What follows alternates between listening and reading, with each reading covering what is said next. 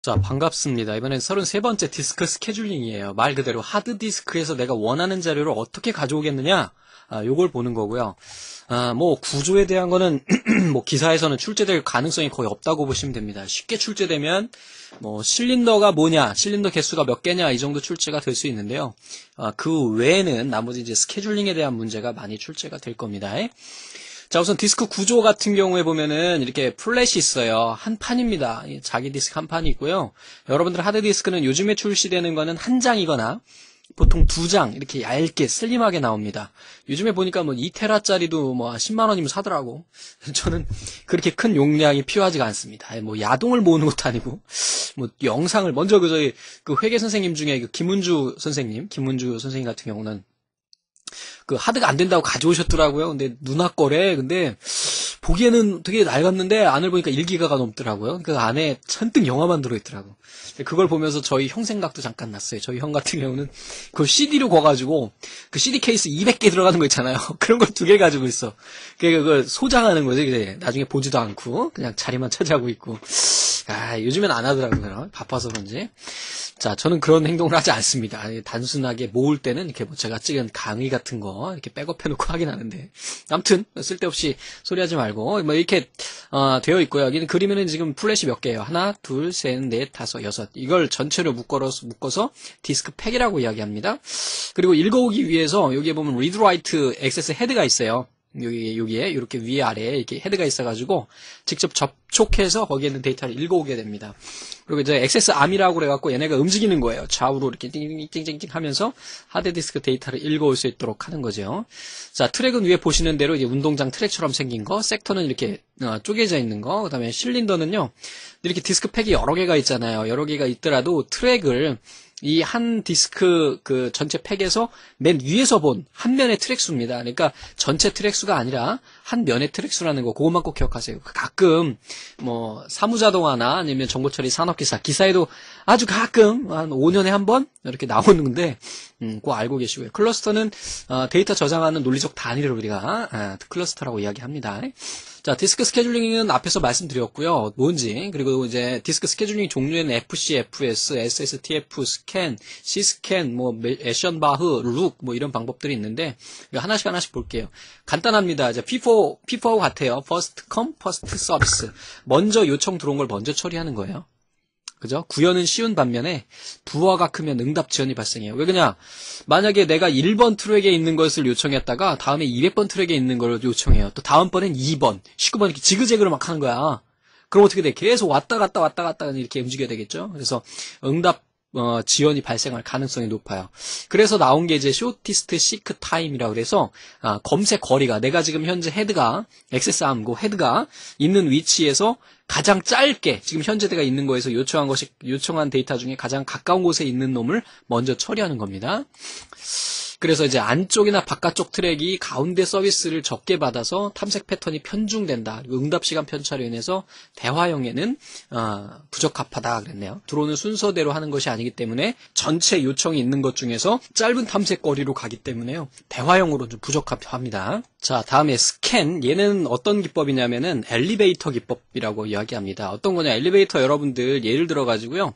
10층짜리 건물이 있어요. 여기가 1층이고요. 그러면 만약에 이제 뭐 5층도 있겠고 뭐 여기에 7층도 있겠죠. 근데 만약에 1층에 있는 사람이요. 10층을 올라가려고 그래요. 5층에 있는 사람이 밑으로 내려가려고 그래요.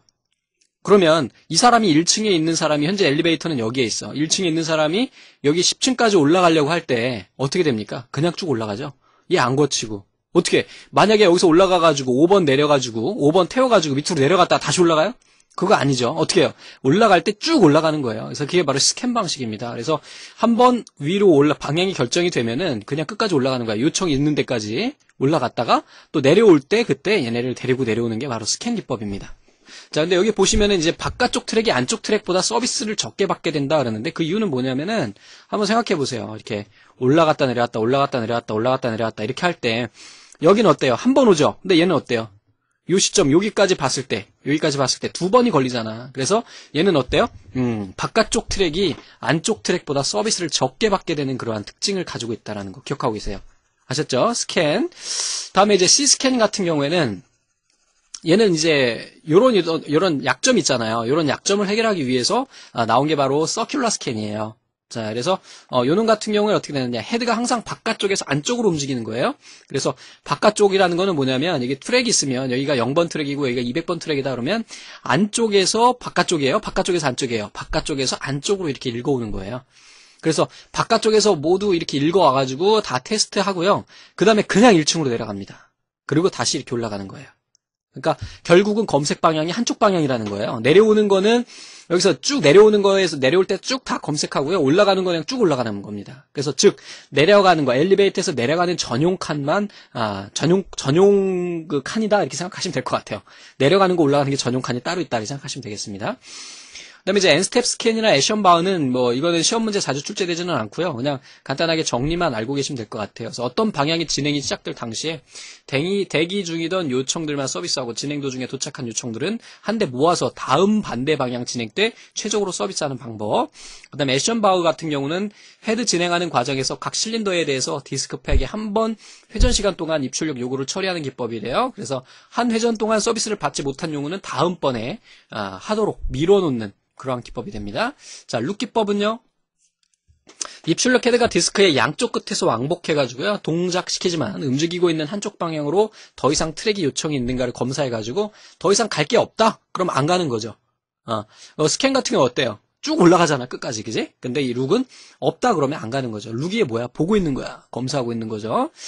자, 그리고 이제 실제로 이제 예제를 통해서 한번 보게 될 텐데요. 우선 P4부터 한번 볼게요. 예를 들어가지고요, 90이 있고요, 180 있고, 37 있고, 이렇게 쭉 있대요. 근데 현재 헤드 위치가 53이래요. 야, 이런 문제가 나오면은요, 이렇게 줄을 하나 그려 놓으셔야 돼요. 이렇게 그림을 그려 나오지 않습니다. 그래서 53번 내에 헤드가 있는 거고, 먼저 들어온 게 누구예요? 90이죠, 90. 그래서 90을 먼저, 이렇게 가는 거예요. 90 데릴러. 그 다음에 또 다음번에 누가 왔어요? 183번을 데릴러 가요. 이런 식으로. 그래서 문제는 어떻게 나오냐면 이렇게 이동 순서도 나오고요. 여기에서 만약에 37까지 검색할 때 총 거리는 이런 걸 물어보거든요. 그래서 거리가 어떻게 되는 거야? 90에서 53 빼면 얼마 나오는 겁니까? 이게 37 나오나요? 맞나요? 그리고 여기서부터 여기까지 하면 얼마 나와? 얼마 나오겠지? 여기서부터 어디까지 얼마 나오겠죠? 얘네 다 더한 값을 물어보는 문제가 출제가 됩니다. 아셨죠? 그러니까 나중에 이제 자출이라든지 아니면 기출문제 가시면 또 보시게 될 것 같아요. 다음에 쇼티스트 시크 타임 퍼스트 같은 경우에는 얘는 이제 검색 시간이 가장 짧은 거예요. 근데 이게 제가 보니까 이게 지금 그림이 좀 잘못됐어요. 이거는 제가 정오표에 올려드리도록 하겠습니다. 그래서 이게 보시면은 이제 우선은 현재 헤드 위치가 53이래요. 그래서 53에서 제일 가까운 애가 누구냐를 우선 찾아야 됩니다. 그래서 53에서 제일 가까운 애는 계산을 해보면은요, 65가 제일 가깝겠죠. 그죠? 37하고는 약간 좀 멀잖아. 그래서 현재 53 헤드 위치에서 65. 다음 가까운 건 67이잖아요. 그죠? 근데 제가 이제 요거 계산하면서 계산을 잘못했나 봐요. 그러니까 여기서부터 여기까지 요거 계산하면 얼마 나와요? 30이고요.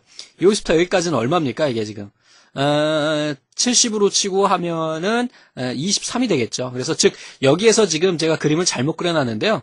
요렇게 가겠죠. 이렇게. 그래서 요거 그림 잘못된 거예요. 그 다음에 90하고 또 다음 가까운 건 누구겠어요?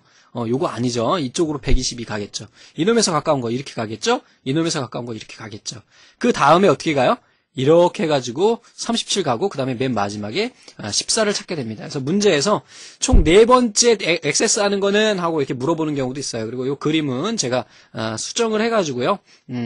정오표에 올려드리도록 하겠습니다. 자, 스캔 같은 경우는 엘리베이터라 그랬죠. 그래서 한번 쭉 올라갔다가 올라갈 때 다 처리하고 가는 거예요. 그래서 한번 방향이 결정이 되면 여기 보시는 대로 53에서부터 그냥 가는 방향을 쭉 결정을 하고 그 다음에 튕겨서 내려오면서 마지막 애들을 또 데리고 오는 이러한 방식이 됩니다. 됐죠? 자, C스캔 같은 경우에는 뭐라 그랬습니까? 아이고 얘네 아까 제가 강의 찍으면서 한 번 더 찍었었거든요. 근데 찍다 보니까 뭔가 좀 잘못됐더라고. 그래서 그려놨었는데 남아있었네. 자, 그래서 C스캔 같은 경우에는 뭐라 그랬습니까? 얘는 바깥쪽에서 안쪽으로 무조건 처리한다 그랬죠? 그래서 현재 53이니까 53에서 안쪽으로, 안쪽이 1번 트랙이잖아요. 그래서 여기에서 1번 트랙, 맨 첫 번째 트랙까지 바운딩을 해요. 여기를 딱 찍고 그 다음에 올라가는 거야. 그 다음에 다시 어떻게 해요? 얘 내려오는 겁니다. 얘는 올라가면서는 얘 체크하지 않고요. 무조건 내려가면서 체크를 하는 게 C스캔입니다. 아셨죠? 자, 그래서 문제를 한번 보겠습니다. 디스크 스케줄링 기법 중에서 탐색 거리가 가장 짧은 요청이래요. 그럼 뭘까요, 이거? shortest seek time first, SSTF가 해당하겠죠. 자, 디스크 스케줄링 기법 중에서 다음 설명에 해당하는 것은, 그래서 가끔 요즘에 좀 출제가 되는 경향이 있는 것 같아요. 얘는 문제하고 답하고 정리를 해서 좀 기억하셔야 되는데요. 헤드가 진행하는 과정에서 각 실린더에 대해서 디스켓팩의 한 번의 회전 시간 동안만 이 출력 요구들을 처리하는 거예요. 한 번에 한쪽으로만, 즉 한 회전 동안 서비스를 받지 못하는 요구들에 대해서는 다음에 처리하는 거래요. 자, 이를 위해서는 한 실린더 내의 트랙이나 섹터들에 대한 요구들을 별도로 순서화하는 메커니즘이 필요한데, 결국 탐색 시간의 최적화와 회전 지연 시간의 최적화를 동시에 추구하는 기본적인 기법을 얘를 에션바흐 기법이라고 합니다. 그래서 얘는 문제하고 답을 완전히 똑같이 출제가 되기 때문에 좀 정리를 하고 계시면 좋을 것 같아요. 자, 3번이에요. 현재 헤드 위치가 53에 있고요. 트랙이 0번 방향으로 이동 중에 있대요. 요청 대기 큐에는 다음과 같은 순서의 액세스 요청이 대기 중일 때 SSTF, shortest seek time first니까요. 자, 여기에서 그 검색 시간이 가장 가까운 애들을 먼저 처리하면 되겠네요. 자, 그래서 제가 얘는 또 쓸라니까 좀 판서가 좀 그래서 한글화에다 약간 좀 적어놨어요. 그래서 요렇게 내려놓고 보면은 좋을 것 같은데, 요렇게 해놓고요. 요렇게 보시면은 현재 위치가 지금 53에 있다고 그랬고요. 여기에 53에서 가장 가까운 애는 누굴까? 그래서 이 순서대로 나열을 좀 해주면 좋을 것 같아요. 그래서 여기에서 53에서 가장 가까운 거는 53하고 가장 가까운 거는 65가 되겠죠. 그죠? 65. 그래서 제일 먼저 53에서 65로 갑니다. 그래서 65에서 다음 가까운 거는 67이고요.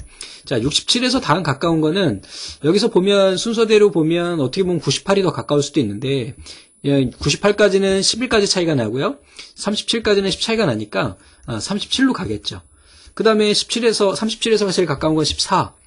14에서 제일 가까운 건 이 뒤에 나머지 애들 중에서 가장 작은 98.